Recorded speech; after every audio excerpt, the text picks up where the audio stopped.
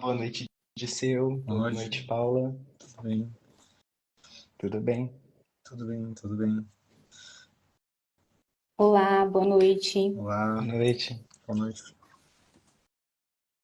Aguardando a Paula. Olá, Paula. Boa noite. Olá, Tudo bem? Olá, tudo Fernanda, bem, Pablo? Dirceu, Paula, boa noite. oi doutora, tudo bem? Tudo Doutor jóia? Disseu, boa noite. Boa noite a todos vocês. Vocês conseguem me ouvir bem? Sim, Sim, Podemos começar então? podemos. podemos. O som tá tudo bem? De todo mundo? Tá tudo ótimo. Então tá bom. Então, boa noite a todos. Eu me chamo Pablo Rodrigues, eu sou médico nefrologista. Eu estou presidente da Regional Paraíba, da Sociedade Brasileira de Nefrologia, e faço parte do Comitê Jovens Nefrologistas. O Brasil possui hoje mais de 100 mil pessoas em diálise, né? E essas pessoas em diálise, elas convivem diariamente com limitações e restrições impostas pela doença e pela continuidade do tratamento. Muitas vezes isso acaba contribuindo, né, para o comprometimento da qualidade de vida e da saúde mental desses indivíduos. E é nesse contexto que o nosso encontro de hoje, né, essa live promovida pela Sociedade Brasileira de Nefrologia, visou abordar a saúde mental e a diálise. E para isso a gente conta aqui com 4 colegas extremamente experientes, né, qual nós somos muito gratos por cederem aí parte do seu tempo. A gente tem aqui o Dr. Disseu Reis da Silva, que é diretor do Departamento de Diálise da Sociedade Brasileira de Nefrologia. Boa noite, Dr. boa Disseu. Muito obrigado pela noite, sua presença. boa noite, obrigado. Temos também a doutora Fernanda Salomão Goraieb Polatin, que é membro do Departamento de Diálise da Sociedade Brasileira de Nefrologia. Boa noite, doutora Fernanda. Obrigado pela presença. Boa noite. Obrigada pelo convite. É um prazer estar aqui com vocês hoje. Obrigado. E nós temos também a psicóloga Paula Franciele Nogueira, que é psicóloga da Unidade de Terapia Renal Substitutiva do Hospital de Base de São José do Rio Preto, em São Paulo, e também é mestranda em Psicologia e Saúde pela Faculdade de Medicina da FAMERP. Seja muito bem-vinda, Paula. Muito obrigado pela presença. Obrigada, eu que agradeço o convite. Fiquei muito feliz e espero contribuir um pouco aqui. Com certeza. Eu informo para as pessoas que estão aqui acompanhando a nossa live que ao final nós vamos tentar responder algumas perguntas e destacar alguns comentários, se for possível, né? Então sintam-se à vontade para participar. E eu começo essa conversa perguntando para os meus colegas, né? Qual a prevalência de sintomas depressivos, ansiosos e transtornos mentais na população em diálise? E se de fato esse é um problema que a gente deve se preocupar? Eu posso começar? Eu fui Claro. apresentado Claro. primeiro. Daí, obviamente que sim, porque se a gente for pensar em distúrbios de saúde mental, claro que tem uma pleiade deles, né? E a gente lembra mais de depressão, porque o entristecimento crônico, assim, que as pessoas podem ter, se estima que mais ou menos 23% dos renais crônicos sofram de depressão. E a gente, na verdade, a gente convive com isso, com esse ambiente, sem, às vezes, sem ter as ferramentas adequadas, assim. Então, a contribuição de profissionais como a Paula tem muito a oferecer. Então, assim, depressão é talvez o primeiro dos distúrbios, assim. Mas tem também ansiedade, tem também até, assim, certos pensamentos que vão além disso, assim, coisas que entram na questão da culpa também. Então, enfim, eu não vou me detalhar, não sou o profissional melhor para isso, mas realmente a gente convive num ambiente onde a saúde mental ela é uma fragilidade, né? E é frágil por um conjunto de experiências que o paciente tem, que vai desde fadiga, desde a falta de perspectiva com a sua situação assim de renal crônico, saber como é que vai ser a trajetória dele, se essa trajetória vai ser longa, não vai ser longa. A gente trabalha bastante para isso, assim, para tentar tentar melhorar a vida deles, né? Então, assim, fadiga, distúrbios de sono, hum, tem prurido, né? Tem uma série de sintomas que são gerais, mas que também contribuem com o conforto do paciente e a experiência dele naquela situação. Então, eu não sei se eu me delonguei, mas eu justifico, assim, a importância que a gente dá e essa oportunidade aqui, como ela é boa. Obrigado. Como o Dirceu falou, sintomas de depressão, ansiedade e outros distúrbios mentais, elas são muito prevalentes e são subdiagnosticadas e pouco tratadas. Grandes grupos de nefrologistas se uniram com pacientes e familiares e acompanhantes e montaram diretrizes e orientações sobre esse tema em diálise, sobre sintomas. Tem o grupo SONG, que tem diálise peritoneal, hemodiálise, transplante renal desde 2016, que eles classificam até quais seriam mais importantes desse grupo de pacientes, né? E os sintomas de depressão, ansiedade, fadiga, eles estão nesses três grandes grupos de grande importância, que devem ser valorizados e devem ser triados. Em 2023, foi publicado no Kidney International pelo CADIGO, também uma diretriz sobre isso. Então, é já enxergado e tem que ser enxergado, estão nas diretrizes e deve ser triado, né? Deve ser tratado, porque esses sintomas, eles levam à não aderência e já é comprovado que eles levam ao aumento de internação e até morte. O mais frequente é a fadiga, mas o mais grave realmente é a depressão. Sim, e uma coisa que a doutora falou que é importante a gente ressaltar aqui, que às vezes essa depressão ela fica subdiagnosticada. Então, o paciente ele tem sintomas, né? Às vezes sintomas de insônia, cansaço, fraqueza, que são sintomas muito parecidos com os sintomas que a própria diálise produz. Então, se ela não é bem avaliada e tem um diagnóstico, fica impossível, né, da equipe chegar perto desse paciente, tratar de uma maneira adequada e muitas vezes acaba interferindo diretamente na adesão ao tratamento. Então, um paciente mais depressivo é um paciente que não vai querer sair de casa, que vai faltar os exames, que vai faltar a diálise, que não vai seguir as restrições. Ô, Paula, inclusive eu gostaria que ela comentasse que a Paula tá, um dos estudos dela, né, é sobre ganho de peso interdialítico.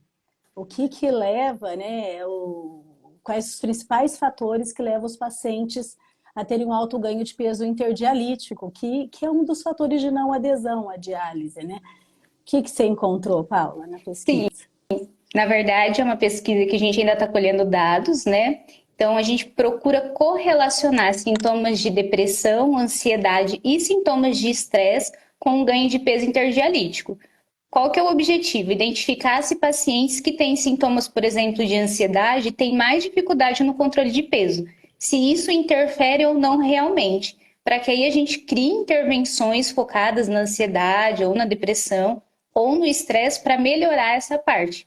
Além disso, a gente está procurando também avaliar a compreensão desses pacientes. Eles entendem o que é o ganho de peso interdialítico, eles entendem as orientações passadas pela equipe, tudo isso para que a gente pense em intervenções que facilite a adesão do paciente.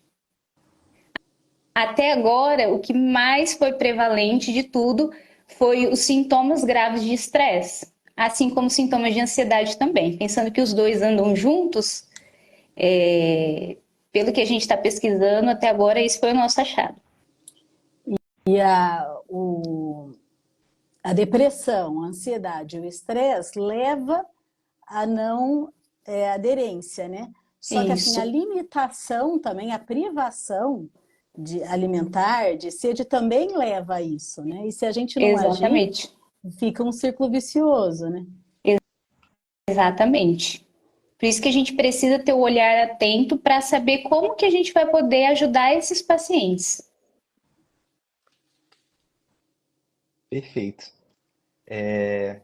Uma coisa interessante que a gente notou no nosso levantamento aqui na Paraíba foi realmente prevalência, né, de sintomas depressivos e ansiosos que giram em torno de 30%, mas o que mais chamou a atenção para a gente foi que, apesar da maior parte ter o que eles consideram de nível máximo de sintoma de tristeza ou de ansiedade, tristeza foi cerca de 56%, dizendo que tinha o máximo, e de ansiedade ali em torno de 61% afirmando que era o máximo, apenas 15% procurou relatar para um profissional de saúde sobre o sintoma de tristeza, né? E 77% dos que apresentavam ansiedade também nunca relatou para um profissional de saúde, né? Isso é um dado bem interessante, porque muitas vezes o paciente ele experiencia todos esses sintomas, né? Todo esse sofrimento, mas ele não compartilha com o profissional de saúde, né? Os que relataram para o profissional de saúde, eles foram acolhidos, né, em sua demanda, ou seja, existe receptividade, mas às vezes aquilo fica preso ali naquele mundo interno, né, e acaba não sendo exteriorizado, e isso torna muito solitária essa experiência, né? Eu não sei como é a experiência de vocês nesse sentido, mas é importante que as pessoas em diálise elas percebam que elas têm um profissional ali do lado que pode auxiliar elas nessa jornada, né? Para realmente ter enfrentamento desses sentimentos. O que vocês acham disso? Sim, provavelmente a exposição que eles tenham aos profissionais adequados também não seja em nível ótimo, né? Ou seja, eles podem estar entristecidos, mas naquele momento o profissional não está tão próximo. Uhum. Segunda coisa, eu estou falando porque a realidade é essa, né? A realidade em Sim. geral é que os profissionais psicólogos, a gente chama por demanda, né? Uhum. E essa demanda tem que aparecer, e talvez a gente não seja suficientemente sensível, acolhedor. Sensível, que eu estou falando o seguinte, de se preparar mesmo, se treinar para poder reconhecer e tudo e chamar.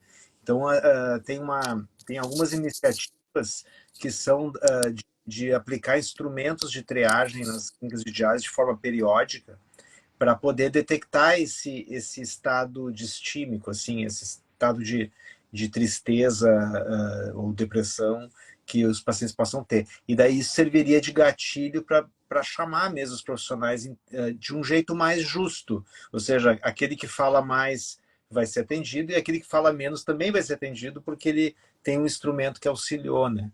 Então, eu acho que é importante. E a gente mesmo, embora a gente não vá exercer isso como primeira função, a gente tem que pelo menos ter abertura assim, para conversar sobre esse momento de existência que eles têm e como é que eles estão percebendo isso. As diretrizes, elas só voltando ali na prevalência, né, que os Uhum. sintomas de depressão, eles podem variar dependendo da idade, da onde foi aplicado o teste, em até 76% de pacientes com depressão, de 13 a 76. Então, essas ferramentas que o Dirceu está falando também são orientadas que sejam aplicadas, só que eles falam também do risco. Assim, qual que é a complexidade dessas perguntas, o que a Paula falou, compreensão, né? E se isso não vai fadigar o paciente, né? Todo mês aparecer com um questionário, se ele realmente quer preencher isso, né? Então, tem que individualizar mesmo qual ferramenta utilizar, qual melhor para o seu público, né?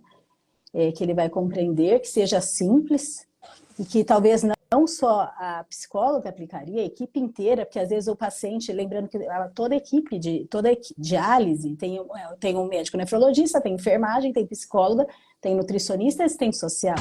E às vezes ele tem afinidade com um profissional e não tem com o outro, mais proximidade. Então, que aquele profissional também poderia aplicar questionário simples, né, para identificar. Então, que isso teria que ser individualizado em cada unidade de diálise, o tipo de questionário, a frequência, quem vai aplicar. O que você acha, Paula? Eu acho que a gente tem as escalas, né, que não são só de uso privativo dos psicólogos, que qualquer profissional da saúde pode aplicar, então a gente faz um bom uso deles, como a escala de ansiedade e depressão, né? Escala hospitalar de ansiedade e depressão. E eu acho que duas coisas importantes. Uma que o Dr. Disseu falou, que foi a gente precisa treinar as equipes também, a que elas entendam sobre sintomas de ansiedade, sobre sintomas de depressão, porque elas estão a todo momento tendo contato com o paciente, né? Principalmente os profissionais ali de enfermagem. E eles precisam entender porque às vezes a gente acaba durante o dia a dia identificando que aquele paciente ele tem mudado de comportamento. Então, se eu tenho esse conhecimento, tenho um olhar mais abrangente, eu consigo ter mais facilidade para diagnosticar qualquer mudança de comportamento daquele paciente. Outra coisa muito importante é a gente psicoeducar os familiares, porque eles vão estar todo o tempo com aquele paciente em casa. Então, quando a gente fala, por exemplo, de depressão, a gente explica para os familiares quais são os possíveis sintomas, como o paciente pode se comportar se ele estiver tendo um sintoma depressivo, o que a gente precisa ficar atento. O próprio familiar vem buscar ajuda. Muitas vezes a gente recebe solicitação do familiar. Olha, eu percebi que o paciente ele tem mudado de comportamento, em casa ele já não sente mais prazer em fazer nada, atividades que antes ele fazia, ele fica a maior parte do tempo entristecido.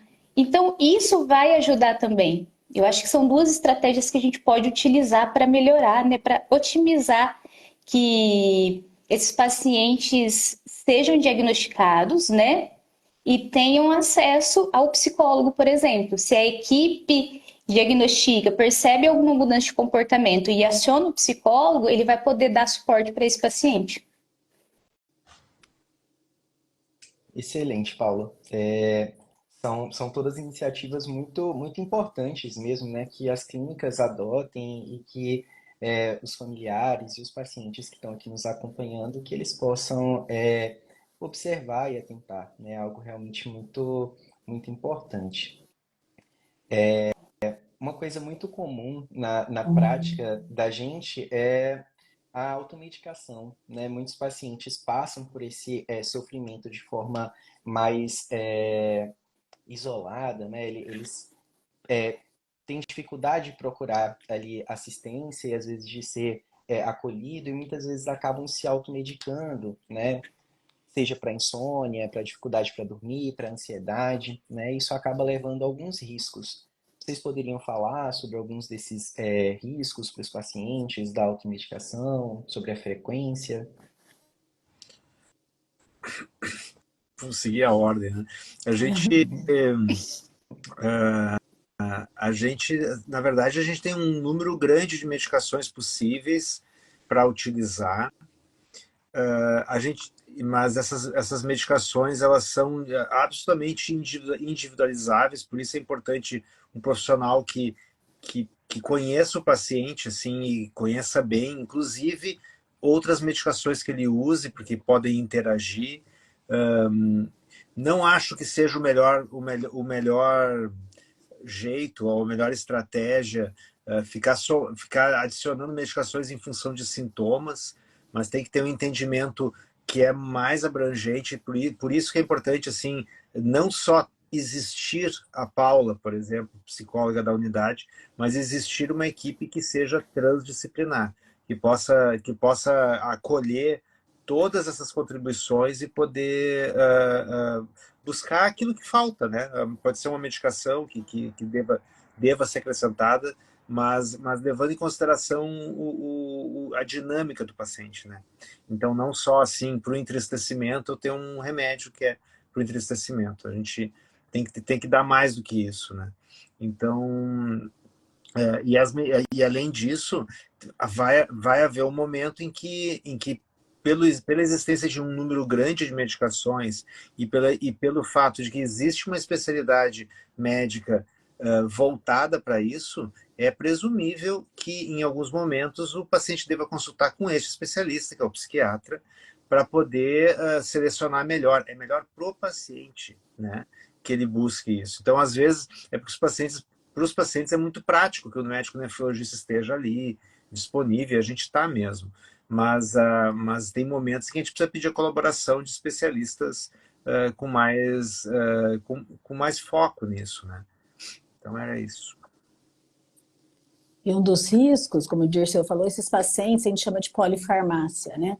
Eles usam então o medicamento para a pressão, para o diabetes, para o coração, para a coagulação, para o fósforo, etc. São múltiplos medicamentos. E às vezes um medicamento que ele adiciona sem orientação pode interferir com esses e causar algum efeito adverso. Então é muito perigoso, né? A automedicação nesses pacientes. E todos os medicamentos são eliminados pelo rim. E esses medicamentos precisam de ajuste para a função renal. Então, os pacientes em diálise, em especial, eles precisam de doses bem específicas de cada medicamento. Então, não é porque o vizinho toma 50 miligramas que ele vai tomar 50 miligramas. Provavelmente ele tem que tomar 25 ou 10. Às vezes a gente tem que mandar manipular porque iniciar numa dose menor, tolerável, né, que não interfira. Então, é muito importante. E, às vezes, como o Dirceu falou, em umas situações a gente precisa, sim, pedir avaliação para o psiquiatra qual o melhor medicamento naquele caso, que seria mais complexo. E alguns medicamentos, principalmente os medicamentos para insônia e para depressão, eles podem causar efeitos adversos, como arritmia, maior risco de queda e fraturas. Pode até causar sonambulismo, confusão mental, tontura. Então, é muito, muito perigoso a automedicação. E tem outras terapias, né, que a Paula pode falar melhor, que não são as não medicamentosas, né, que a gente pode lançar a mão e depois tentar medicar. E uma coisa que a doutora falou muito importante é, na verdade, o que eu vejo na minha prática ali é muito uso de medicamento de indutor de sono, como se aquele medicamento ele fosse revolucionar sem alguma mudança comportamental também. Então, o paciente ele toma o medicamento e acha que vai acontecer uma mudança extraordinária, mas ele também precisa fazer algumas mudanças comportamentais, por exemplo, a higiene do sono. No caso da depressão, ele precisa ser acompanhado. O medicamento ele trabalha até um ponto e a partir disso eu preciso trabalhar comigo os meus pensamentos, os meus comportamentos, as minhas emoções. Então é importante sim o medicamento, mas desde que seja receitado por um médico. Ô, Paula, acho que é interessante aqui você falar, já que você falou da higiene do sono, né, falar algumas coisas de higiene do sono, que é interessante hoje, né, com o uso do celular, das telas, né? Sim, quando a gente fala em higiene do sono, eu acho que a coisa mais importante para se falar é tem a rotina, né? A rotina é importante para todos. Então, como que eu vou ter essa rotina? Eu vou ter um horário estabelecido para deitar, e vou ter um horário estabelecido para acordar. Às vezes vai ter dias que eu não vou conseguir cumprir aquele cronograma, mas é importante que na maioria dos dias eu siga aquilo de uma maneira até que rigorosa. Então, existem algumas dicas que a gente usa para auxiliar no sono. Por exemplo, antes de deitar, eu criar um ritual. Então, todo dia antes de deitar, eu vou seguir aquele ritual de eu coloco uma roupa para dormir, escovo os dentes, tomo um chá e deito. O ritual que fizer mais sentido para você. E antes da gente realmente se deitar na cama para dormir, a gente pode, por exemplo, tirar uns minutinhos para descansar. Esse descanso é como? Evita o uso de telas, como a doutora falou, evitar ficar assistindo televisão, ter aparelhos de televisão dentro do quarto. Então, isso tudo ajuda o cérebro a ir se programando para o momento em que ele vai deitar e realmente dormir. Além disso, tem outras coisas, a prática da atividade física, se expor à luz solar no momento em que acorda, também é muito importante para regular o sono. Não utilizar café nos períodos da tarde, não só café, como refrigerante, energético. São dicas que a gente pode incluir na nossa rotina que possibilitam que eu tenha uma rotina e entenda que aquele é meu momento de dormir e, consequentemente, tenha uma noite bem melhor de sono. Muito bom, muito importante. Perfeito. Já aproveitando que a gente comentou sobre a importância de outros profissionais, né, e do encaminhamento, quando que vocês acham que seria o momento ideal? Quais seriam os indicativos ali para a gente encaminhar esses pacientes para o acompanhamento com o psiquiatra?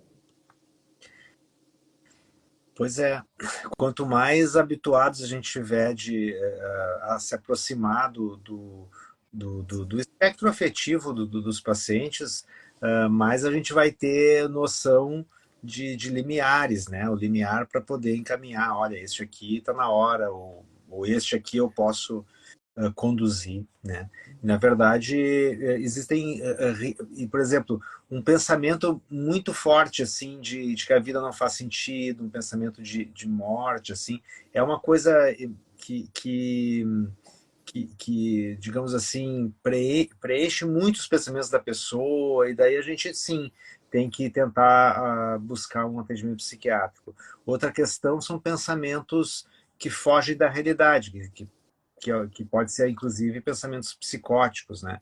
Que são pensamentos que não traduzem a realidade, enxergar coisas, ou vozes, ou até pensamentos que ultrapassam o razoável, né? Assim como não aderência. E outra coisa que eu vejo também é o que a gente estava falando, que é o abuso de substâncias, né? De todo tipo. Pode ser alcoólico, né? Pode ser medicações para sono, pode ser medicações para se ficar mais animadinho. Mas, assim, todas essas substâncias não são tão simples de usar, em especial numa pessoa que não tem a função dos seus rins, né? Então, assim, a ajuda do psiquiatra nesse caso também parece ser prudente, né? E eu concordo com tudo que o Dirceu falou, muito bom. A gente aqui, na nossa instituição, que é a mesma minha e da Paula, temos um protocolo institucional em relação a pacientes com pensamento de tirar a vida, né? Alguma coisa, a gente não tira o paciente do hospital sem uma avaliação do psiquiatra. Eu acho importante todo serviço ter um plano desse, né? O que fazer nesses casos, né? Não dá para não, amanhã ele vai estar melhor. Nós temos que agir naquele momento e nós procuramos também encaminhar para o psiquiatra um paciente para avaliação pré-transplante, que a gente tem uma avaliação psicológica, social, mas que a gente tem dúvida ali se ele vai aderir para o transplante, principalmente em uso de outras substâncias, álcool, drogas, tabagismo. A gente encaminha para uma orientação e ver se tem mais alguma coisa para fazer, para eles também não perderem a oportunidade, né?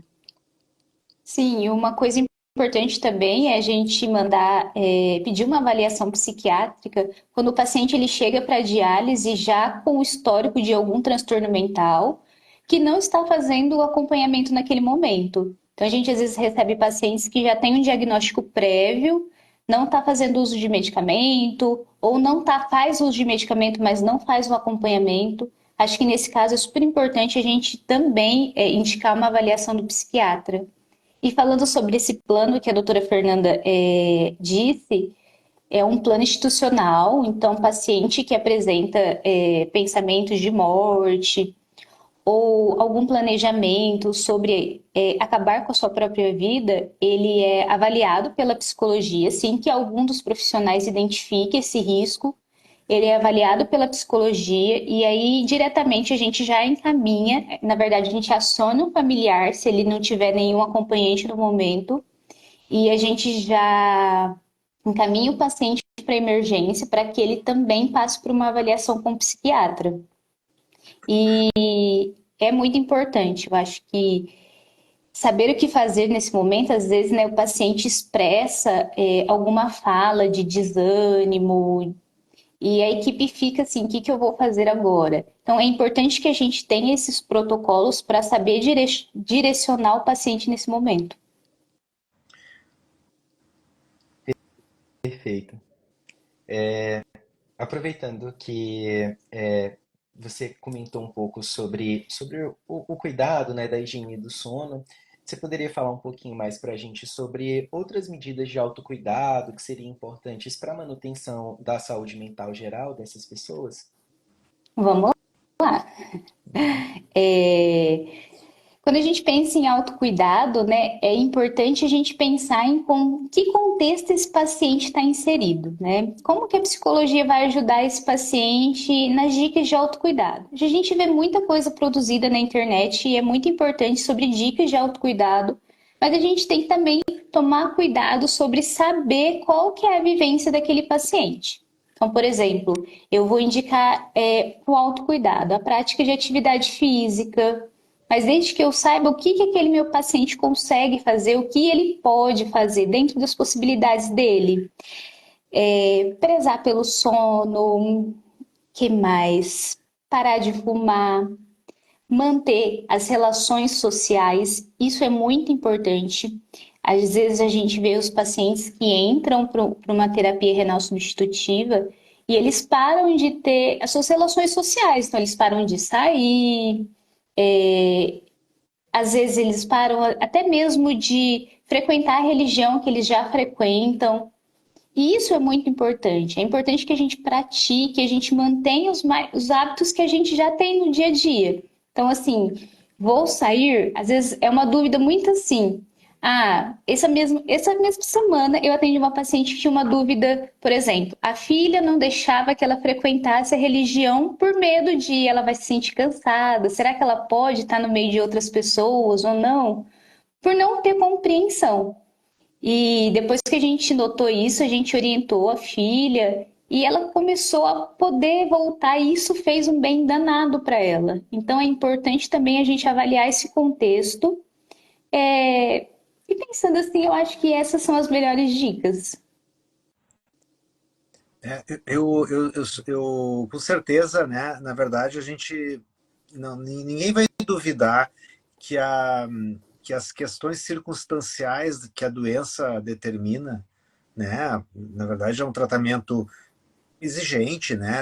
Tem as suas regras para funcionar, tudo. Ele ocupa uma parte apreciável da vida da pessoa. Se a pessoa faz diálise peritoneal, ela tem uma rotina à noite ou uma rotina durante o dia. Hemodiálise mesmo, ela vai reservar aquele horário e tudo. Ela tem que ter, às vezes, essa disposição, inclusive, de descansar um pouco depois, às vezes, quando precisa. Ela tem um deslocamento. Então, a vida ela, na verdade, se reconfigura, né?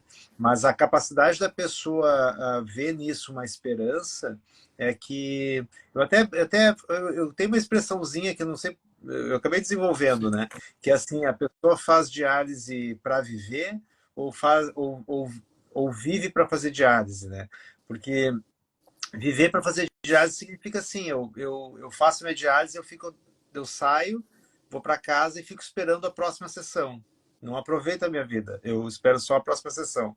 Então, não, a vida é aquilo que ocorre entre as diálises, né? Então, a gente tem que fazer diálise para poder viver uma vida de boa qualidade, né?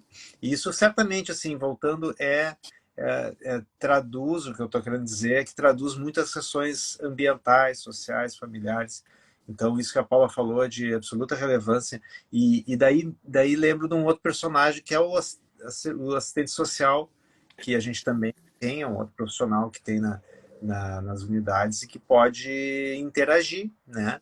Interagir, resgatando. Quantas vezes eu já vi famílias se reunindo em torno de uma situação dessas, assim.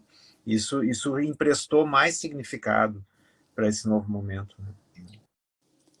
E lembrando também, quando o paciente entra em diálise, que nem o Dirceu falou, mudando a rotina, ele provavelmente vai deixar de fazer a atividade de trabalho que ele fazia, né? Mas os pacientes têm benefícios, direitos, por lei, inclusive proteção legal no trabalho, que eles não podem ser demitidos, e se eles desejarem não trabalhar, se eles não conseguirem, eles têm direito à aposentadoria e auxílios, né? Para continuar vivendo, né? Então, tem paciente que gosta de pescar, tem paciente que gosta de viajar, tem hemodiálise em trânsito, pode se organizar, pede com antecedência que vai viajar para algum lugar e pede para fazer diálise fora do seu município. Então, isso existe. A diálise peritoneal é mais simples ainda, né? Dependendo do local, a empresa até entrega as bolsas no local. Então, tem paciente que toca em banda, tem paciente que continua trabalhando. Isso é muito, muito importante. E porque eles contam, né? Amanhã eu vou fazer isso, vou fazer aquilo, e não fica simplesmente esperando. Então, isso é muito importante, que mantenha pelo menos o seu hobby, né? O que você gosta de fazer. E agora, talvez tenha até mais tempo para fazer, né? O hobby, né? É É, importante. funciona, Desculpe dizer. isso que a Fernanda fala, proporciona também uma sensação, resgata uma sensação de controle. Ou seja, ele, claro, tem que organizar isso, né?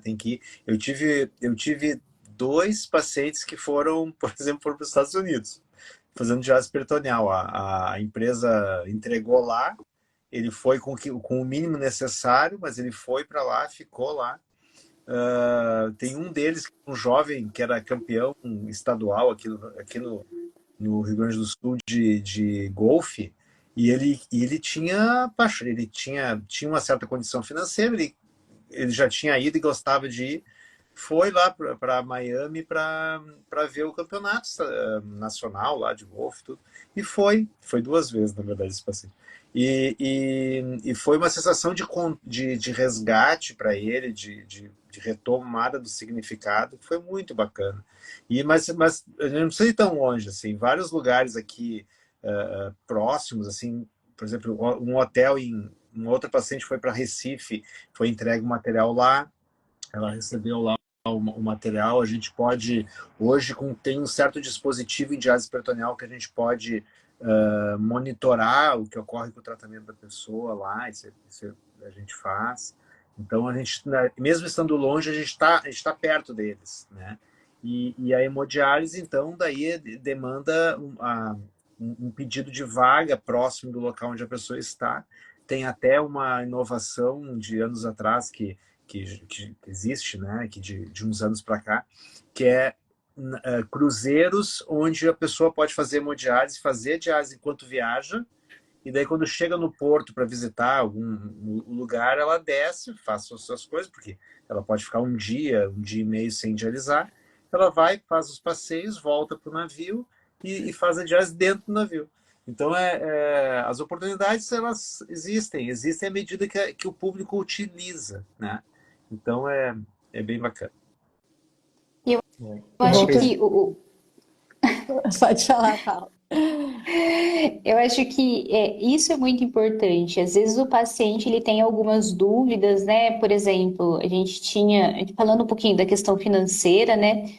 A gente tinha uma paciente que adorava todo final de semana a sair com os netos para ir ao cinema, né? Então, em conversa, né, em atendimento com ela, ela relatou isso. E aí a gente pensou em estratégias dentro da possibilidade dela que resgatasse, né, essa sensação de bem-estar, de que ela gostava de fazer aquilo, era muito importante para ela. Então a gente pensou em estratégias e aí a gente sugeriu que ela fizesse o cinema na própria casa. Então aquilo foi muito significativo para ela e aquilo fez muito sentido. Eu não consigo no meu ideal, mas eu consigo fazer outras coisas que me aproximam daquele sentimento. Uma coisa interessante também é que é possível ressignificar o tempo da terapia, né? Então, o paciente pode ter uma vida ali fora da diálise, mas também habilidades podem ser desenvolvidas durante, né, aquele período de tratamento em si. Então, uma das nossas atividades de extensão aqui, que se chamava Seu Rim Clarim, ela desenvolvia atividades artísticas com esses pacientes. Então, a gente viu pacientes que tinham interesse em literatura.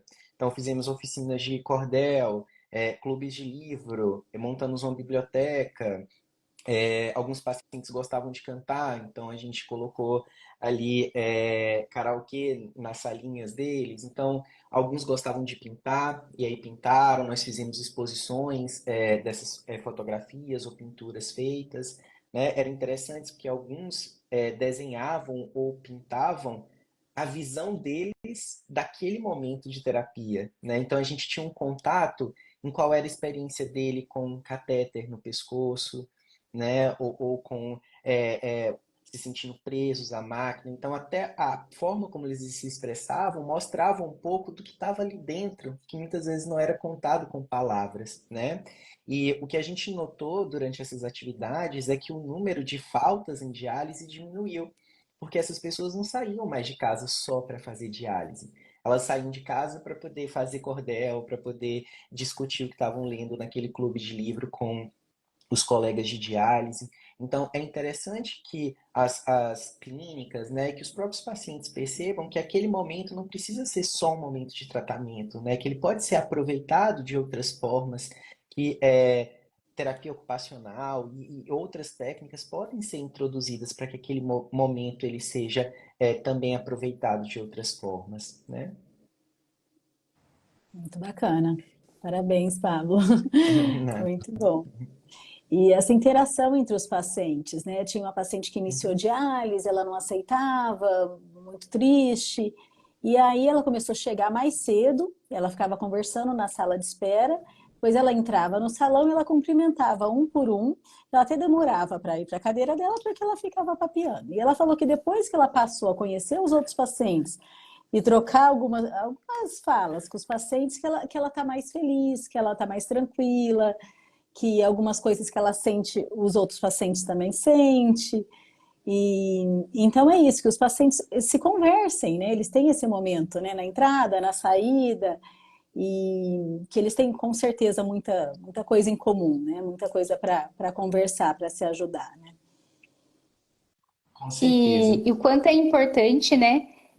A rede de apoio, né? Às vezes eu tenho uma rede de apoio limitada dentro da minha família, né? A gente vê alguns contextos um pouco mais de conflito, mas eu acabo criando essa rede de apoio dentro do próprio tratamento, né?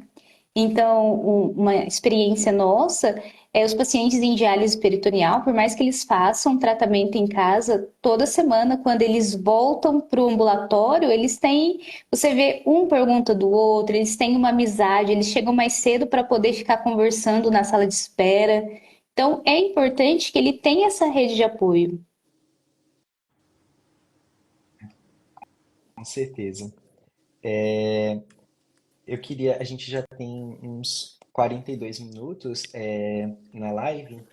Eu queria aproveitar para perguntar para o Disseu, né, que está vivendo aí um momento diferente, né, em termos de diálise, com toda essa catástrofe, né, do Rio Grande do Sul. Como tem sido a experiência, né, com os pacientes em diálise, que além, né, de todo esse processo de luto, dor e reconstrução do povo gaúcho, né? Também tem que fazer o tratamento. Como tem sido sua experiência? O que que você tem notado, né? Com esses pacientes? Tá sendo um momento muito pesado, porque tem cidades que foram devastadas, assim, não sei como é que vai se fazer, assim, e a, estou falando das pessoas em geral, para depois a gente falar de paciente, assim, mas as pessoas em geral, assim, conquistaram. Imagina qualquer um de nós, assim, olha para sua casa e veja que o quanto aquilo representa uma conquista, representa uma escolha, né? A cor de alguma cor, a cor do sofá, a cor de uma almofada, o quadrinho que tu botou, as fotos que talvez sejam de lembrança da família, assim, coisas difíceis de substituir, camadas e camadas e anos de uma experiência naquele local. Ele tem um investimento emocional muito forte. E daí a pessoa vê aquilo invadido pela água, uma água que inutiliza tudo que está ali.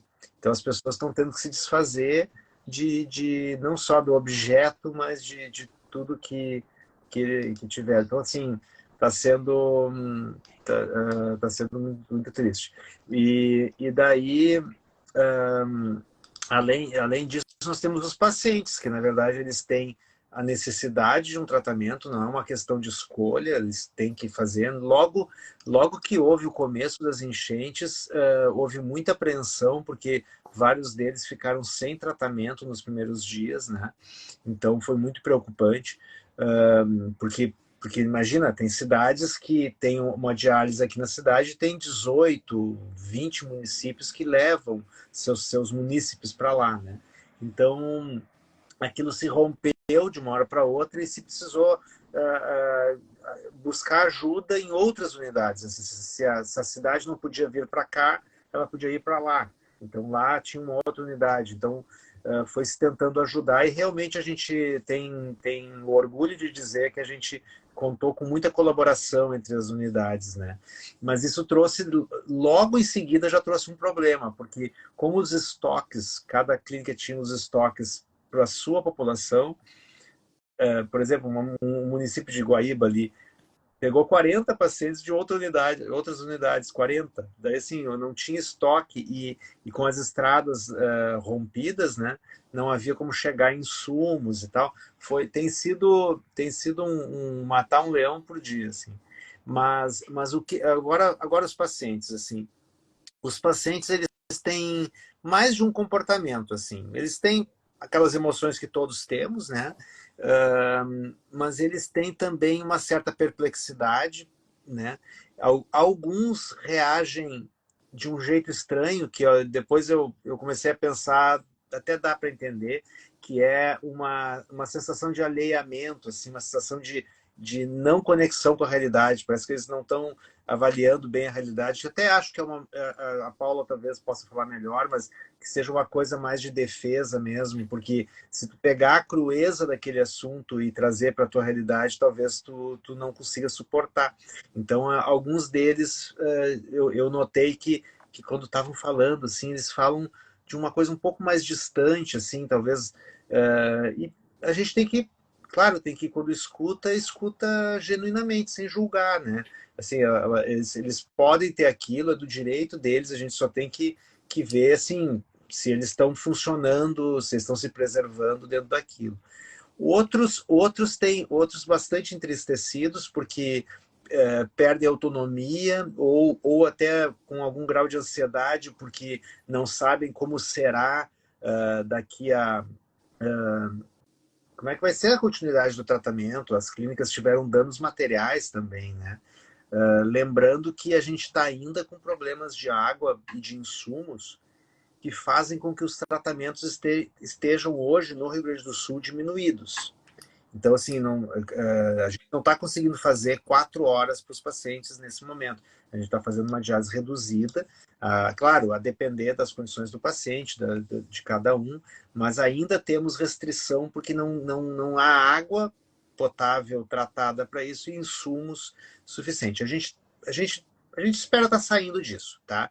A gente espera estar saindo em breve, mas é fato que os pacientes estão sendo mantidos com um tratamento que eles reconhecem que precisa ser melhorado e a gente está trabalhando para isso. Mas meio a isso, eles têm os sentimentos que eles podem ter, né? Ou de ansiedade, ou de até desesperança, assim, mas no geral, assim, todos os pacientes estão dialisando em alguma unidade, às vezes não é na sua própria, e a gente está contando com muita ajuda mesmo, as equipes estão muito atentas para o ajustamento deles, né? Então, tem uma rede de doações maravilhosa, a gente está conseguindo fazer chegar, porque tem assim, ó, tem as doações, que é maravilhoso, é o ato de doar que as pessoas têm, mas tem que ter toda uma organização por trás. Eu visitei 2 centros de acolhimento de doações e é sensacional. Assim, olha, eles se organizaram, isso a gente teve, assim, de um jeito, não digo que seja espontâneo, mas pessoas com capacidade de liderança e organização puseram seus talentos em funcionamento rapidamente. Então tem assim, ó, recebe, cadastra a doação. Eu fui lá buscar coisas, né, para funcionários que tinham perdido tudo e pacientes. Daí eu busquei, assim, eu tive que preencher uma ficha, fui para um outro setor onde eu abri o porta-malas do carro, já tinha gente ali específica para para entregar. Então, é bacana de ver, assim. Mas não sei se eu respondi, mas a situação está sendo vivida um dia após o outro, né? Uma coisa que o Dirceu chamou a atenção, né, que ele foi buscar não só para paciente, mas para funcionários, né? Então, a saúde mental aí afetou não só os pacientes, mas a equipe inteira, né? Complicado, uma situação muito complicada, mas ainda bem que existe essa equipe que é a diálise é uma família, né? Por anos e anos, 3 vezes por semana, aquelas mesmas pessoas. Então, tentando ver um lado positivo, né? Que essas pessoas e esses funcionários têm ali um apoio, sabe quem pedir, né? E se não estiver sentindo bem, às vezes escolher um exame, um medicamento, uma receita, que as unidades de saúde devem estar super lotadas, né? E, e até de doações, né? As clínicas devem estar se organizando para ajudar esses pacientes, né? Então, meu, minha solidariedade, Dirceu, ao Rio Grande do Sul. Todos nós assistimos todos os dias as notícias e ficamos entristecidos com essa situação. Se a Legal. Paula quiser comentar que você acha aí que vem para aí, né, dos sentimentos, né, que vem agora e depois, né?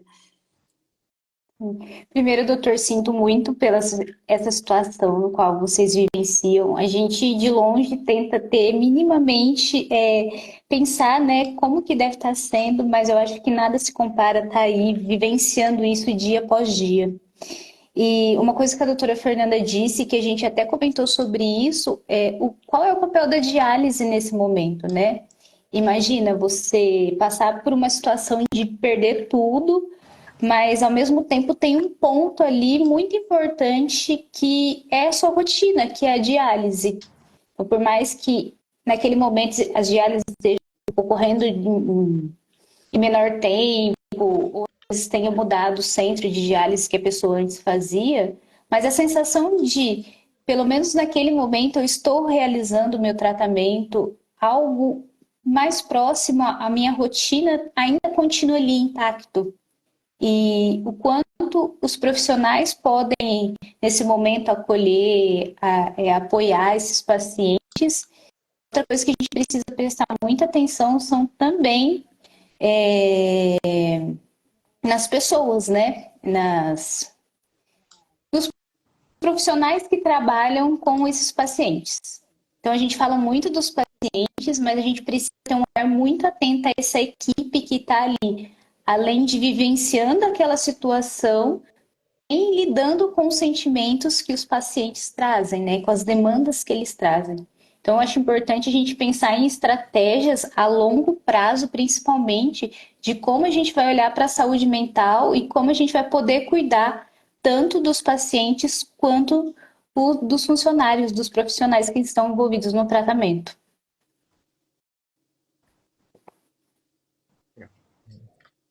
Perfeito.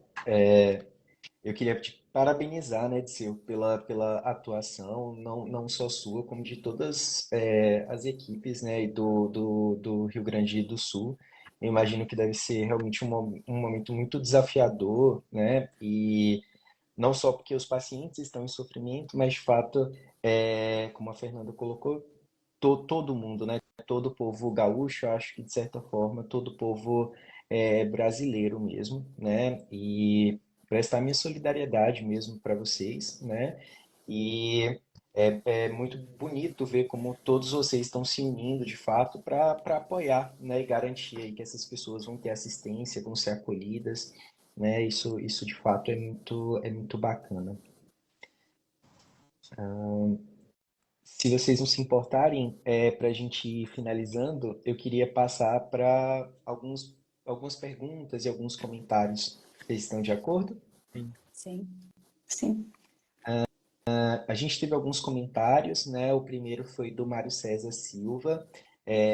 Ele relata que ele entrou em hemodiálise em 94 e há 5 meses atrás ele foi transplantado, né? Ele relata que durante esses 30 anos de hemodiálise, todos esses processos psicossomáticos e todos esses sintomas que foram relatados no começo da live foram experienciados por ele, né? E que agora, apesar de transplantado, ele ainda tem experienciado alguns desses sintomas, né? Isso reforça aí um pouco do como que de fato existe toda uma sintomatologia, né, que de fato é prevalente, que realmente acomete esses pacientes. Depois a gente tem a Zaida Manhãs, que relata ser mãe de um paciente renal crônico que esteve em hemodiálise por 13 anos e foi transplantado há 2 anos. Ela coloca, né, que na experiência dela, muitas vezes os profissionais não buscavam entender, né, os pacientes. Ela criou um podcast, depois que você puder, Zaida, coloca aí para que a gente possa ver e divulgar, né? E ela entrevistou recentemente a Ana Cristina Simões, que é uma nefrologista da UFMG, para falar desses transtornos, né, em pacientes renais. E ela complementa dizendo que, como a Paula trouxe para a gente, né, é muito importante que os profissionais eles sejam treinados de fato na clínica para reconhecer, né, essas mudanças nos pacientes, para que eles possam ser abordados, né? Agora a gente tem uma pergunta do Laerte. Ele fala que devido ao grande número de pacientes, né, e dificuldade de abordar essa questão da saúde mental, se vocês acham que existe alguma forma de fazer oficinas ou trabalhos em grupo, como muitos profissionais usam em enfermarias de psiquiatria. Vocês têm Sim, experiência, Paula? é possível e é muito recomendado, né? A gente vê estudos comprovando a eficiência da terapia em grupo, principalmente para indivíduos que contenham a mesma doença ou enfrente problemas semelhantes. Então, é sim possível fazer. Eu acho que a gente tem que investir e pensar também na lógica de como fazer esses grupos, né?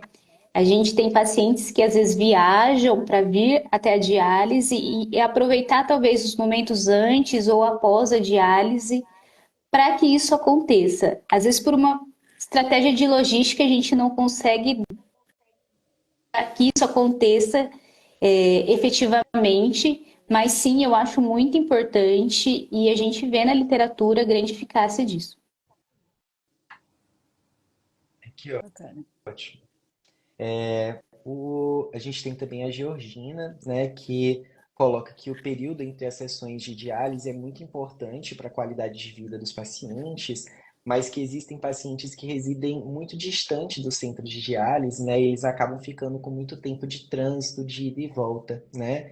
É, eu acho que é um comentário muito importante porque ele é vivenciado, experienciado por muitas pessoas, né? Eu trabalhei durante um tempo no interior da Bahia e a maior felicidade dos pacientes que estavam nessa clínica do interior foi justamente a inauguração dessa clínica no interior, porque a maior parte deles viajavam 4 horas para dialisar em Salvador, faziam a terapia e viajavam 4 horas de volta. Então, o dia da diálise dele basicamente era totalmente consumido pelo tratamento e eles eram muito felizes dialisando lá no interior. Foi a maior conquista deles, né? Então, de fato, as experiências em diálise elas são muito distintas, né? Nas diferentes cidades e estados do nosso país. É um comentário muito feliz. Eu não sei qual é a experiência de vocês no estado de vocês, né, em relação a esse deslocamento. Vocês querem Aqui nós compartilhar? temos pacientes que viajam, né, até 2 horas, 2 horas e meia, né?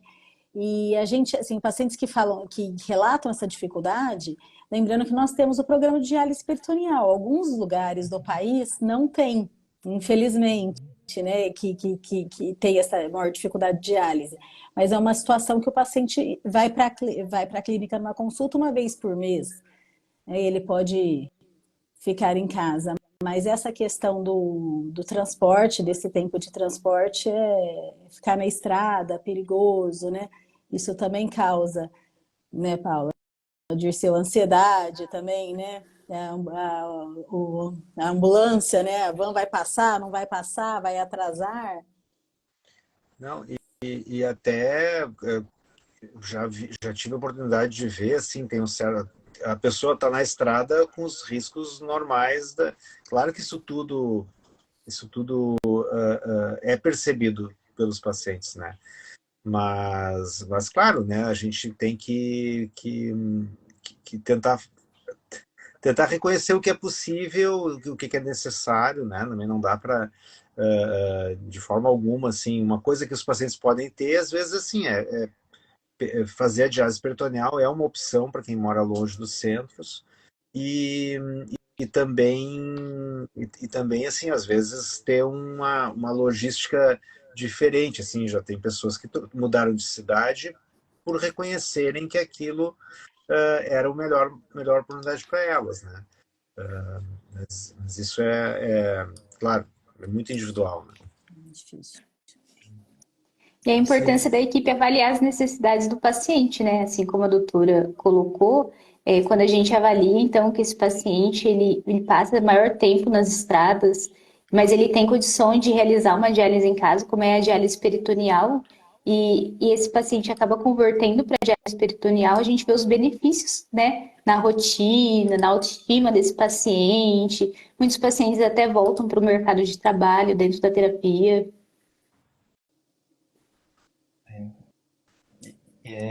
Para completar, a Márcia também é psicóloga, ela se apresentou como psicóloga do Centro de Hemodiálise de Oliveira, em Minas Gerais, e ela complementa isso, né, dizendo que a instalação da clínica na cidade, que tem basicamente um ano, fez muita diferença, né? Então, essa descentralização da diálise, de fato, acaba Muito trazendo importante. aí isso. É bacana, né? Por fim, algumas pessoas, né, todas parabenizando o Disseu pela liderança nesse momento difícil do Rio Grande do Sul, né, eu acho que esse é um sentimento de todos nós, Disseu, de parabenizar, né, e colocar à disposição aí para auxiliar vocês. E para finalizar a live, eu queria agradecer a vocês mesmo, né? Eu sou muito grato por contar com três pessoas tão experientes e generosas de compartilhar aí sua segunda à noite conosco, né? Então, muito obrigado, doutora Fernanda, doutor Disseu e Paula, por partilhar desse momento e compartilhar esse conhecimento que vocês têm, essa experiência, né? Eu acho que foi muito engrandecedor para mim e espero que tenha sido engrandecedor também para as pessoas que acompanharam a gente aqui durante essa uma hora. Muito obrigado pela oportunidade de estar com elas. Minha meta é ser tão excelente quanto é o pessoal de Rio Preto, né? Não tem, mas eu acho que a gente tem que olhar para isso e fazer o melhor em cada lugar e a experiência a gente pega, né? Muito obrigado. Também agradeço a oportunidade, é um prazer estar com todos vocês. Agradeço a Paula que aceitou o convite, né? Que eu falei, é psicóloga lá nossa, né? E contribuiu muito, Paula, com seu conhecimento. Eu também queria E agradecer pela oportunidade e queria deixar uma mensagem, né? Apesar de a gente ter falado tanto de que é possível ser feliz fazendo diálise, às vezes a gente vai experimentar, né, uma tristeza, uma ansiedade alterada, mas desde que a gente trabalhe esses sintomas, né, trabalhe esses sentimentos, que é possível sim ter qualidade de vida fazendo diálise. E é muito isso, bom. pessoal. Boa noite então a todos. Muito obrigado mesmo a todo mundo que nos acompanhou e também a vocês por participarem aqui. E até a próxima live. Próximo, obrigada, Papo, pelo convite. Tchau. Até Tchau. mais.